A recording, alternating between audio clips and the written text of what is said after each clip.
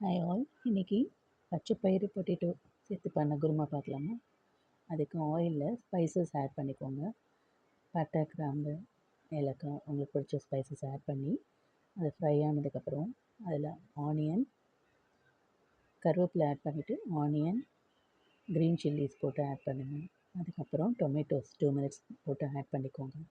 இது வதங்குற டைமில் தேங்காய் திருவி அதில் பச்சை மிளகா, இஞ்சி, பூண்டு, சோம்பு, பச்சை மிளகா 2 தான் நான் போட்டு ஆட் பண்ணி அரைச்சி அதையும் அந்த ஃப்ரை பண்ண வெங்காயம் தக்காளி மசாலாவில் போட்டுருங்க.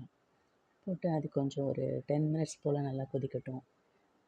தேவையான வாட்டரும் ஆட் பண்ணிக்கோங்க. அப்போ தான் நமக்கு தேவையான கிரேவி நமக்கு கிடைக்கும்.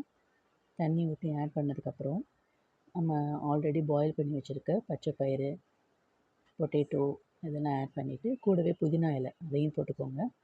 இந்த இடத்துல ஒன்று சொல்லணும், பச்சை பயிறு 4 ஹவர்ஸ் ஆர் 5 ஹவர்ஸ் ஊற வச்சா போதும், குக் ஆகிடும். இது நல்லா கொதித்து முடிச்சதுக்கப்புறம் சிம்மில் ஒரு 5 மினிட்ஸ் வேக வச்சுக்கோங்க. நல்லா பாயில் ஆகி ஸ்மெல் நல்லா ஃப்ராக்ரன்ஸ் வர ஆரம்பிக்கும். பார்த்திங்கன்னா தெரியும், நல்லா கொதித்து வெந்திருக்கும். இந்த ஸ்டேஜில் அந்த குருமாவோட கன்சிஸ்டன்சி பார்த்துட்டு அதை ஆஃப் பண்ணி இறக்க வேண்டியதான். ப்ளெயின் தோசை, சப்பாத்தி, இட்லி ஆர் முட்டை தோசை எல்லாத்துக்குமே இது சூட் ஆகும்.